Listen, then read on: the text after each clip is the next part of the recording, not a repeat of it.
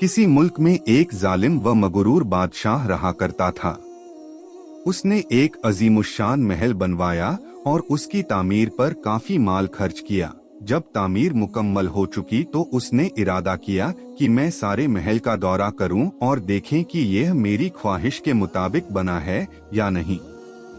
चुनांचे बादशाह ने अपने चंद सिपाहियों को साथ लिया और महल को देखने चल पड़ा।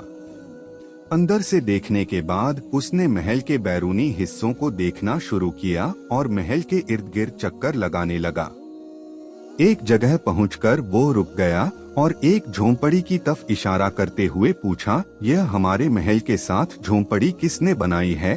सिपाहियों ने जवाब दिया, चंद रोज से यहाँ एक मुसलमान बूढ़ी औरत आई है, उसने यह झोंपड़ी बनाई है और वो इसमें अल्लाह की इबादत करती है।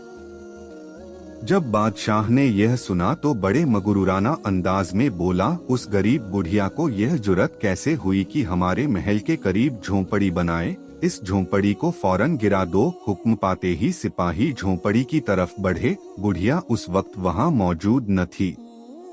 सिपाहियों ने आन की आन में उस गरीब बुढ़िया की झोंपड़ी को मलिया मैट कर दिया। बादशाह झोंपड़ी गिरवाने के बाद अपने दोस्तों के हमराह अपने नए महल में चला गया। जब बुढ़िया वापस आई तो अपनी टूटी हुई झोंपड़ी को देखकर बड़ी गमगीन हुई और लोगों से पूछा, मेरी झोंपड़ी किसने गिराई है? लोगों ने बताया, अभी कुछ देर कबल बादशाह आया था, उसी ने तुम्हारी झोंपड़ी गिरवाई है। यह सुनकर बुढ़िया बहुत गमगीन हुई और आसमान की तरफ नज़र उठाकर अल्लाह की बारगाह में यूं अर्ज गुजार हुई, ऐ मेरे पाक परवरदिगार, जिस वक्त मेरी झोंपड़ी तोड़ी जा रही थी मैं मौजूद न थी, लेकिन मेरे रहीमो करीम परवरदिगार, तू तो हर चीज देखता है, तेरी कुदरत तो हर शय को मुहीत है। मेरे मौत तेरे होते हुए तेरी एक आजिज बंदी की झोंपड़ी तोड़ दी गई। अल्लाह की बारगाह में उस बुढ़िया की आहो जारी और दुआ मकबूल हुई।